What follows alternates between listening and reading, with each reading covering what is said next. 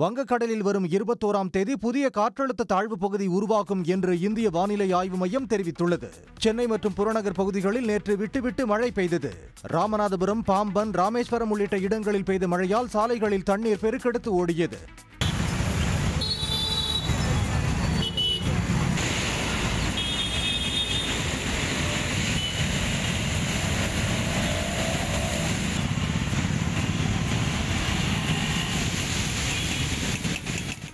மானாமதுரை மற்றும் சுற்றுப்பகுதிகளில் பெய்த கனமழையால் திருப்பாச்சேரியில் குடியிருப்பு பகுதிகளில் தண்ணீர் தேங்கியது. தெருக்களில் தேங்கிய மழைநீரால் நடக்கக்கூட முடியாத நிலை ஏற்பட்டது. தூத்துக்குடி, திருச்செந்தூர் உள்ளிட்ட இடங்களில் பலத்த காற்றுடன் பெய்த மழையால் குளிர்ச்சியான சூழல் நிலவியது. இதற்கிடையே வங்கக்கடலில் வரும் 21ஆம் தேதி புதிதாக காற்றழுத்த தாழ்வு பகுதி உருவாகும் என்று இந்திய வானிலை ஆய்வு மையம் தெரிவித்துள்ளது. இந்த காற்றழுத்த தாழ்வு பகுதி அடுத்த நாள் காற்றழுத்த தாழ்வு மண்டலமாக மாறும் என்றும் இதனால் தமிழ்நாட்டில் பரவலாக கனமழை பெய்யும் என்றும் வானிலை ஆய்வு மையம் அறிவித்துள்ளது. பொங்கல் பண்டிகையின் போது ரயில்களில் சொந்த ஊர் செல்வதற்காக இன்றைய தினம் அதிகம் பேர் முன்பதிவு செய்வார்கள் என எதிர்பார்க்கப்படுகிறது. ரயில்களில் பயணம் மேற்கொள்வதற்கு 60 நாட்களுக்கு முன்னதாக முன்பதிவு செய்ய வழிவகை செய்யப்பட்டுள்ளது. இந்நிலையில் சென்னை உட்பட பல்வேறு நகரங்களில் இருந்து லட்சக்கணக்கானோர் சொந்த ஊர்களுக்கு சென்று பொங்கல் பண்டிகையை கொண்டாடுவர். அந்த வகையில் 2026 பொங்கல் பண்டிகை ஜனவரி 15ஆம் தேதி கொண்டாடப்படுகிறது. இதை முன்னிட்டு இன்று அதிகம் பேர் முன்பதிவு செய்வார்கள் என எதிர்பார்க்கப்படுகிறது. அதுபோல பொங்கல் பண்டிகை முடிந்து ஜனவரி 17 மற்றும் 18ஆம் தேதி திரும்புவோர் வரும் 18 மற்றும் 19ஆம் தேதி என்று முன்பதிவு செய்ய உள்ளனர். தமிழ்நாட்டு சட்டப்பேரவையில் நிறைவேற்றப்பட்ட 3 சட்ட மசோதாக்களுக்கு ஆளுநர் RN ரவி ஒப்புதல் அளித்துள்ளார். கடந்த சட்டப்பேரவை கூட்டத்தொடரில் 18 சட்ட மசோதாக்கள் நிறைவேற்றப்பட்டு ஆளுநர் ஒப்புதலுக்கு அனுப்பி வைக்கப்பட்டன. அந்த வகையில் உள்ளாட்சி அமைப்புகளை நிர்வகிக்க நியமிக்கப்பட்ட அதிகாரிகளின் பதவி காலத்தை மேலும் 6 மாத காலம் நீட்டிக்கும் சட்ட மசோதா, ஊராட்சிகள் 5ஆம் திருத்த சட்ட மசோதா, தமிழ்நாடு தொழிற்கல்வி நிலையங்களில் சேர்க்கை திருத்த சட்ட மசோதா ஆகியவற்றிற்கு ஆளுநர் ஒப்புதல் அளித்துள்ளார். தனியார் பல்கலைக்கழகங்கள் தொடர்பான மசோதாவை தமிழ்நாடு அரசு திரும்பப் பெற்றுள்ள நிலையில் 5 மசோதாக்கள் ஆளுநரிடம் நிலுவையில் உள்ளன. வாக்காளர் பட்டியல் சிறப்பு தீவிர திருத்த பணிகள் காரணமாக 8000 திருநங்கைகளின் வாக்குரிமை பறிபோகும் அபாயம் ஏற்பட்டிருப்பதாக செயற்பாட்டாளர் சாஷா குற்றம் சாட்டியுள்ளார். இது தொடர்பாக தமிழ்நாடு தலைமை தேர்தல் அதிகாரி அர்ச்சனா பட்நாயக்கை நேரில் சந்தித்து மனு அளித்தார். பின்னர் செய்தியாளர்களிடம் பேசிய அவர், திருநங்கைகளுக்கு நிலையான வீடு இல்லாததால் பெயர் நீக்கப்பட வாய்ப்பு உள்ளதாகவும், வாக்குச்சாவடி நிலை அலுவலர்கள் பழைய பெயரை கூறி அழைத்தால் அவர்கள் மனதளவில் பாதிப்படைவார்கள் என்றும் கூறினார். SIR மூலமா இருக்கிற அந்த 1400 பேருக்கும் 8000 பேருக்கும் ஓட்டர் ஐடி போகக்கூடிய நிலைமை இருக்குது. ஏன்னா திருநங்கை மக்களுக்கு நிரந்தரமான இருப்பிடம் இல்லை. ஸோ அதனால் அதை கருத்தில் கொண்டு நீங்கள் உடனடியாக நடவடிக்கை எடுக்கணும். SIR எங்களை கண்டிப்பாக பாதிக்கும் திருநங்கை மக்களை. விழுப்புரம் மாவட்டத்தில் உர தட்டுப்பாடு ஏற்பட்டிருப்பதாக மாவட்ட ஆட்சியர் ஷேக் அப்துல் ரஹ்மானிடம் விவசாயிகள் புகார் அளித்தனர். பின்னர் செய்தியாளர்களை சந்தித்த அனைத்து விவசாயிகள் மாவட்ட சங்க தலைவர் கலிவரதன், மாவட்டத்திற்கு 5000 டன் யூரியா தேவைப்படும் நிலையில் வெறும் 500 டன் மட்டுமே வந்திருப்பதாக தெரிவித்தார். கூட்டுறவு சங்கங்கள் மூலம் வழங்கப்பட்ட அந்த உரத்தையும் அதிகாரிகள் தங்களுக்கு வேண்டியவர்களுக்கு மட்டும் வழங்கியதாகவும் குற்றம் சாட்டினார். அதோடு இல்லாமல் கடந்த வாரத்தில் 500 டன் யூரியா கூட்டுறவு சங்கங்களுக்கு அனுப்பப்பட்டது. அதை சரிவர விவசாயிகளுக்கு பிரித்து வழங்காமல் அவர்களுக்கு வேண்டப்பட்டவர்களுக்கு கொடுத்து இதை வீணாக்கி விட்டார்கள். இனி வரும் காலங்களில் அனைத்து விவசாயிகளுக்கும் கிடைக்க ஏற்பாடு செய்ய வேண்டும். கிருஷ்ணகிரி மாவட்டம் ஒசூர் அருகே இலவச வீட்டுமனை, குடியிருக்கும் வீட்டிற்கு பட்டா வழங்க வேண்டும் என்று கோரி தமிழ்நாடு விவசாயிகள் சங்கத்தினர் மனு அளிக்கும் போராட்டம் செய்தனர். ஒசூர், தேன்கனிக்கோட்டை, சூளகிரி பகுதிகளில் வசிக்கும் மக்கள் சாகுபடி செய்யும் விவசாய நிலங்களுக்கு பட்டா வழங்க வேண்டும் என்பது தமிழ்நாடு விவசாயிகள் சங்கத்தினரின் கோரிக்கை. இதனை வலியுறுத்தி ஒசூர் சார் ஆட்சியரிடம் மனு அளிக்கும் போராட்டம் நடைபெற்றது. சார் ஆட்சியர் வந்து மனுக்களை பெறாததால் விவசாயிகள் தர்ணாவில் ஈடுபட்டனர்.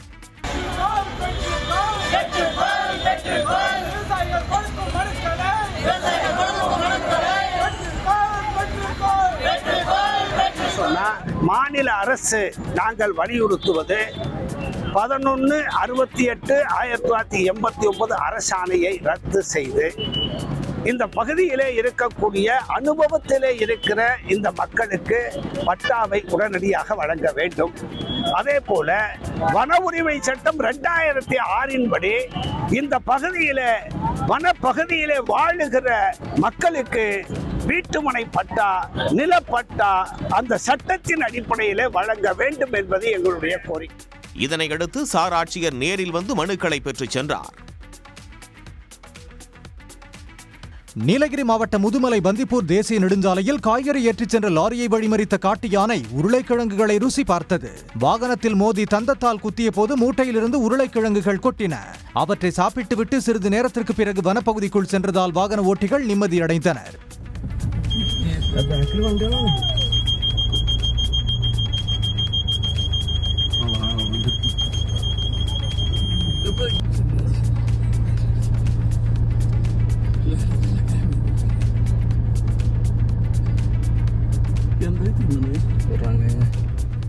வாகன ஓட்டிகளுக்கு வனத்துறை எச்சரிக்கை விடுத்த நிலையில் யானைகளை வனப்பகுதிக்குள் விரட்ட வாகன ஓட்டிகள் வலியுறுத்தினர்.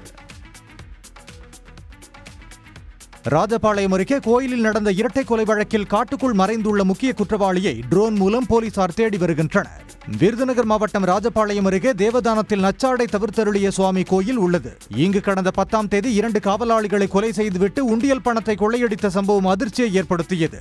இந்த சம்பவத்தில் நேற்று தேவதானத்தைச் சேர்ந்த நாகராஜ் என்பவரை போலீசார் சுட்டு பிடித்தனர். மற்றொரு முக்கிய குற்றவாளியான முனியசாமி என்பவர் மேற்கு தொடர்ச்சி மலையடிவார காட்டுக்குள் பதுங்கியுள்ளதாக கூறப்படும் நிலையில் ட்ரோன் மூலம் போலீசார் தேடி வருகின்றனர். தாய்லாந்தில் இருந்து மலேசியா வழியாக சென்னைக்கு கடத்தி வரப்பட்ட 30 கோடி ரூபாய் மதிப்பிலான 30 கிலோ உயர் ரக கஞ்சாவை அதிகாரிகள் பறிமுதல் செய்தனர். கோலாலம்பூரில் இருந்து தனியார் பயணிகள் விமானம் சென்னை சர்வதேச விமான நிலையத்திற்கு வந்தது. இதில் வட மாநிலங்களைச் சேர்ந்த 3 பேர் சுற்றுலாவை முடித்துவிட்டு தங்கள் சொந்த மாநிலத்திற்கு செல்லாமல் சென்னைக்கு வந்ததால் அதிகாரிகள் சந்தேகமடைந்தனர். அவர்களது உடைமைகளை சோதனை செய்தபோது பதப்படுத்தப்பட்ட உணவுப் பொருள் மற்றும் சாக்லேட்டுகள் இருந்தன. அதனை பிரித்து பார்த்தபோது 30 கோடி ரூபாய் மதிப்பிலான 30 கிலோ உயரக கஞ்சா இருப்பது தெரியவந்தது. இது தொடர்பாக 3 பேரையும் கைது செய்த அதிகாரிகள் அவர்களிடம் விசாரணை மேற்கொண்டு வருகின்றனர். சிதம்பரம் அண்ணாமலை பல்கலைக்கழக பேராசிரியர்களின் உள்ளிருப்பு போராட்டம் 4வது நாளாக தொடர்ந்தது. பதவி உயர்வு, காலி பணியிடங்களை நிரப்புதல் உள்ளிட்ட கோரிக்கைகளை நிறைவேற்ற வேண்டும் என்று சிதம்பரம் பல்கலைக்கழக பேராசிரியர்கள் போராடி வருகின்றனர். 4வது நாள் போராட்டத்தில் விசிக எம்பி ரவிக்குமார் நேரில் சென்று ஆதரவு தெரிவித்தார். பின்னர் செய்தியாளர்களிடம் பேசிய அவர் போராட்டத்தை முடிவுக்கு கொண்டுவர அமைச்சர் நடவடிக்கை எடுக்க வேண்டும் என கேட்டுக் கொண்டார். திராவிட முன்னேற்ற கழகம் ஆட்சியில் இருக்கின்ற இந்த நேரத்தில் இந்த பல்கலைக்கழகத்தினுடைய பெருமையை மீட்டெடுப்பதற்கு இந்த ஆசிரியர்களுடைய கோரிக்கைகளை உடனடியாக தீர்த்து வைக்க வேண்டும் என்று மாண்பு முதலமைச்சர் அவர்களுக்கு நாங்கள் வேண்டுகோள் விடுக்கின்றோம். நீதி கட்சி ஆட்சியிலேயே சிறந்து விளங்கிய சிதம்பரம் அண்ணாமலை பல்கலைக்கழகம் தற்போது சீரழிவை நோக்கி சென்று கொண்டிருப்பதை தமிழ்நாடு அரசு அனுமதிக்க கூடாது என்றும் ரவிக்குமார் கேட்டுக் கொண்டார்.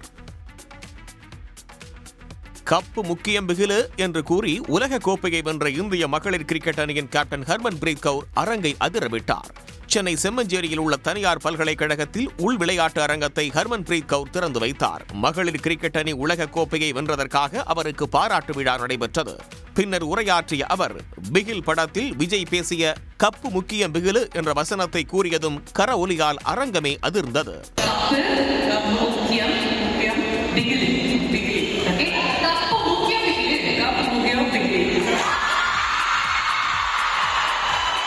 தான் தாய்லாந்தில் இருந்தபோது ரஜினிகாந்த் தொலைபேசியில் அழைத்து 4 நிமிடம் பேசியதையும் உலக கோப்பையை வென்றதற்கு பாராட்டு கூறியதையும் நெகிழ்ச்சியோடு நினைவு கூர்ந்தார்.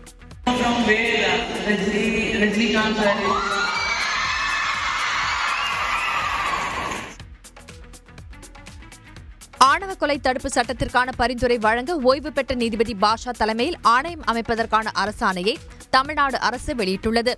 ஜாதி ஆணவ கொலை தடுப்பு சட்டத்திற்கான பரிந்துரைகளை வழங்க ஓய்வு பெற்ற நீதிபதி பாஷா தலைமையில் ஆணையம் அமைக்கப்படும் என சட்டப்பேரவையில் முதலமைச்சர் ஸ்டாலின் அறிவித்திருந்தார். சட்ட வல்லுநர்கள், முற்போக்கு சிந்தனையாளர்கள், மானுடவியல் அறிஞர்கள் என பல தரப்பிலும் கருத்துக்களை பெற்று உரிய பரிந்துரைகளை அரசுக்கு வழங்கும் எனவும் அதன் அடிப்படையில் உரிய சட்டம் இயற்ற நடவடிக்கை எடுக்கப்படும் என்றும் அறிவித்தார். இந்த அறிவிப்பை செயல்படுத்தும் வகையில் தமிழ்நாடு அரசு அரசாணை வெளியிட்டுள்ளது. ஓய்வு பெற்ற நீதிபதி பாஷா தலைமையிலான இந்த ஆணையத்தின் உறுப்பினர்களாக ஓய்வு பெற்ற IAS அதிகாரிகள் பழனிக்குமார், ராமநாதன் ஆகியோர் நியமிக்கப்பட்டுள்ளனர். 3 மாதத்திற்குள் அறிக்கை அளிக்கவும் அரசாணையில் தெரிவிக்கப்பட்டுள்ளது. தெருக்கூத்து நாடக கலைஞர்களில் வயதானவர்களுக்கு ஓய்வூதியம் வழங்க வேண்டும் என்று இயக்குநர் RK செல்வமணி கேட்டுக் கொண்டுள்ளார். புதுச்சேரியில் கலை பண்பாட்டுத்துறை கலை இலக்கிய பெருமன்றத்தின் சார்பில் சங்கரதாஸ் சுவாமிகளின் 103வது நினைவு நாள் அனுசரிக்கப்பட்டது. இதில் கலந்து கொண்டு பேசிய RK செல்வமணி, கூத்தாடிகள்தான் மகாபாரதம், ராமாயணம், நல்லதங்காள் போன்ற கதைகளை மக்களிடம் கொண்டு சென்றவர்கள் என்றார்.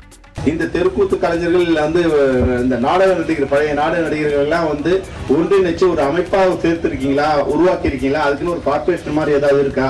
இருந்து அதில் வயதானவர்களுக்கு 60 வயது தாண்டினவங்களுக்கு ஏதாவது ஒரு ஓய்வூதியம் கொடுக்கலாம், அவங்கள பாதுகாக்கலாம். அவங்களாம் இந்த புதுச்சேரி மாநிலத்தோட மிக முக்கியமான சொத்துங்கிறத அரசும் பொதுமக்களும் உணர வேண்டும்ங்கிறது தான் இந்த நேரத்தில் நான் இந்த மேடையில் கொடுக்கிற வேண்டுகோள். புதுச்சேரி அமைச்சர் திருமுருகன், எதிர்க்கட்சித் தலைவர் சிவா, நடிகர் போஸ் வெங்கட் உள்ளிட்ட பலர் இந்த நிகழ்ச்சியில் கலந்து கொண்டனர். கனடாவிலிருந்து டெல்லிக்கு புறப்பட்ட ஏர் இந்தியா விமானத்திற்கு வெடிகுண்டு மிரட்டல் விடுக்கப்பட்டதால் பரபரப்பு நிலவியது. டெல்லி செங்கோட்டை அருகே கார் வெடிப்பு சம்பவத்தை தொடர்ந்து நாடு முழுவதும் கண்காணிப்பு தீவிரப்படுத்தப்பட்டுள்ளது. இந்த சூழலில் கனடாவின் டொரண்டோவில் இருந்து விமானம் புறப்பட்ட பிறகு அதில் வெடிகுண்டு வைக்கப்பட்டுள்ளதாக டெல்லி காவல்துறைக்கு மிரட்டல் சென்றது. இதனையடுத்து டெல்லியில் தரையிறங்கியதும் விமானம் முழுவதுமாக சோதனைக்கு உட்படுத்தப்பட்டது. இந்த வெடிகுண்டு மிரட்டல் வெறும் புரளி என்பது தெரிய வந்த நிலையில் போலீசார் விசாரணை நடத்தி வருகின்றனர். ஆப்பிரிக்க நாடான போட்ஸ்வானா சார்பில் குடியரசுத் தலைவர் திரௌபதி முர்மு முன்னிலையில் 8 சிறுத்தைகள் இந்தியாவிடம் ஒப்படைக்கப்பட்டன. அவர் அரசுமுறை பயணமாக போட்ஸ்வானா சென்ற நிலையில் அந்நாட்டு அதிபர் போகோ முன்னிலையில் ஒப்படைக்கப்பட்டன. போட்ஸ்வானா மக்கள் சிறுத்தைகளை வழங்கியதற்கு நன்றி தெரிவித்த குடியரசுத் தலைவர் முர்மு மத்திய பிரதேசத்தில் உள்ள குனோ தேசிய பூங்காவில் பராமரிக்கப்படும் என தெரிவித்தார்.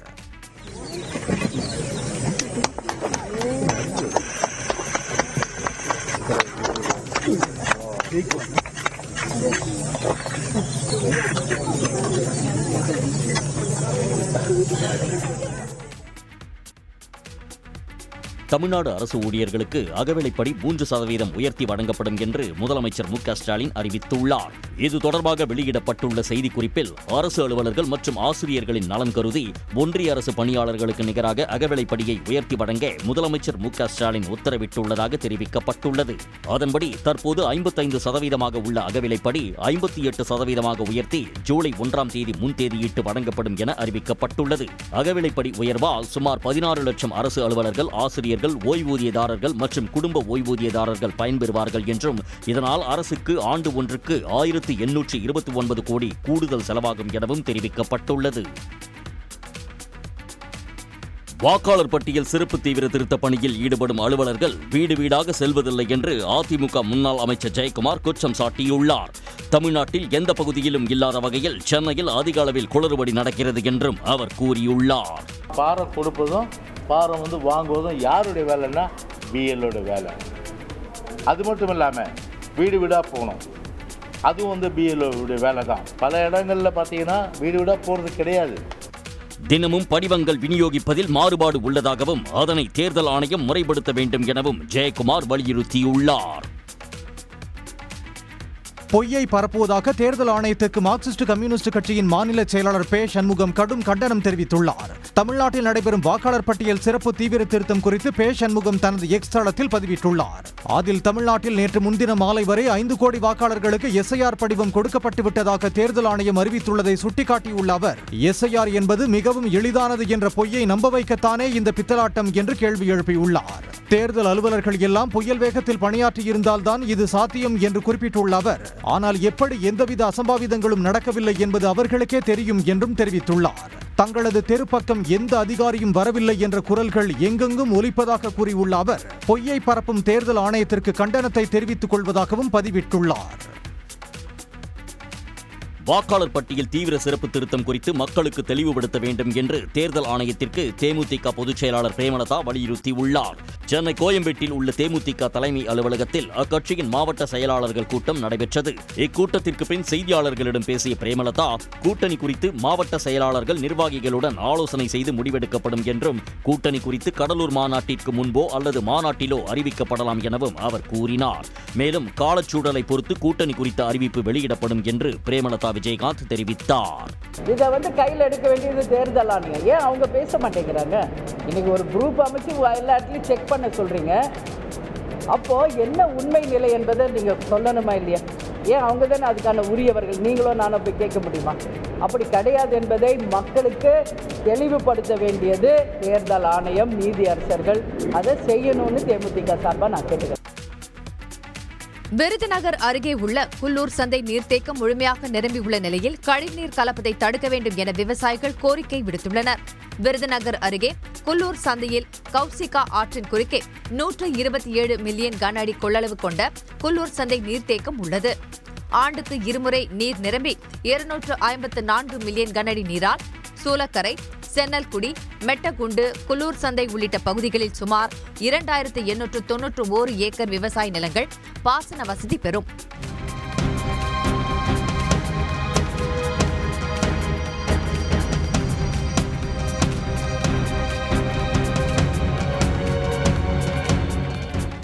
ஆனால் கடந்த 10 ஆண்டுகளாக இந்த அணையில் கழிவுநீர் கலந்து 50% நீர் கழிவு நீராக உள்ளதால் இதனை விவசாயத்திற்கு பயன்படுத்த முடியாத நிலை உள்ளது. எனவே கழிவுநீர் கலப்பதை தடுத்து முறையாக தூர்வாரி நீரை விவசாயத்திற்கு பயன்படுத்த நடவடிக்கை எடுக்க வேண்டும் என விவசாயிகள் கோரிக்கை விடுத்துள்ளனர். விருதுநகர் மாவட்டம் காரியாபட்டி அருகே மதுபோதையில் அரசு பேருந்தின் சக்கரங்களை தொட்டு வணங்கி சுத்தம் செய்த நபரால் சிறிது நேரம் பரபரப்பு நிலவியது. பேருந்தை சுற்றி வந்து வணங்கிய அவர் கீழே கிடந்த துணியை எடுத்து டயர்கள் மற்றும் முன்பக்கத்தை சுத்தம் செய்தார்.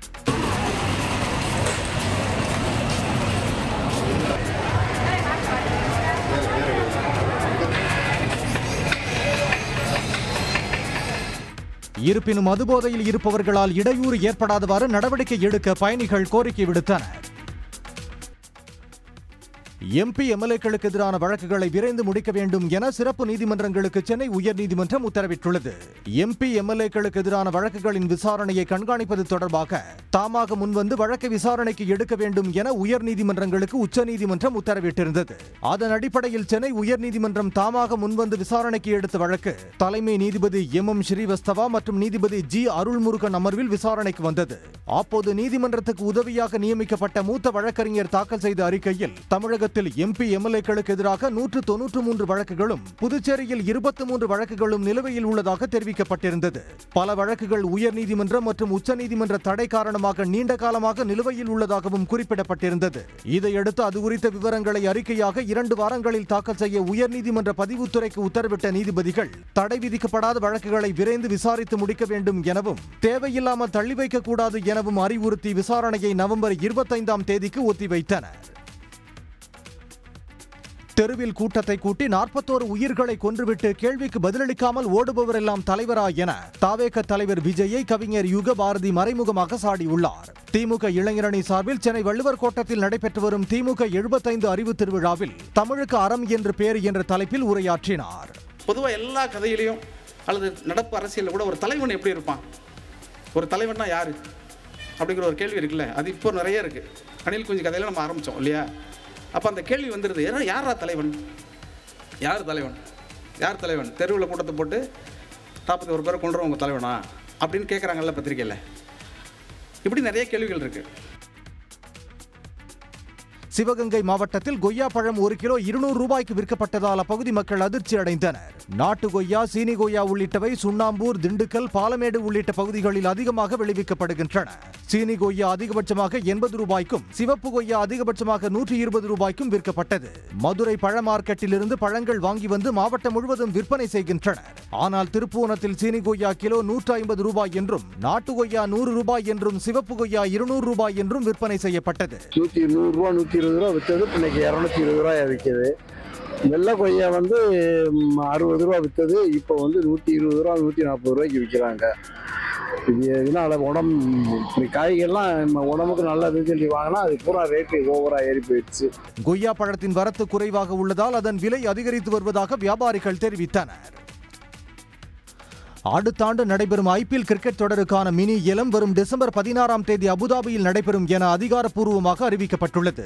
ரசிகர்களால் கொண்டாடப்படும் ஐபிஎல் கிரிக்கெட் தொடருக்கான வீரர்கள் ஏலம் 3வது முறையாக இந்தியாவுக்கு வெளியே நடைபெறுகிறது. இதற்காக ஐபிஎல் தொடரில் பங்கேற்கும் 10 அணிகளும் தக்க வைக்கப்பட்டுள்ள வீரர்கள் குறித்த விவரத்தை நாளைக்குள் வெளியிட வேண்டும் என தெரிவிக்கப்பட்டுள்ளது. அதன் பின்னர் மினி ஏலத்தில் இடம் பிடிக்கும் பேட்ஸ்மேன்கள், ஆல்ரவுண்டர், பந்துவீச்சாளர்கள் விவரம் வெளியாகும். அதை அடிப்படையாக கொண்டு அபுதாபியில் டிசம்பர் மாதம் நடைபெறும் மினி ஏலத்தில் ஐபிஎல் ஐபிஎல் அணிகள் தங்களுக்கான வீரர்களை தேர்வு செய்ய உள்ளன. இதற்கு முன்னர் 2024 சீசனுக்கான ஏலம் துபாயிலும் 2025 தொடருக்கான ஏலம் ஜெட்டாவிலும் நடைபெற்றது நினைவு கூறத்தக்கது.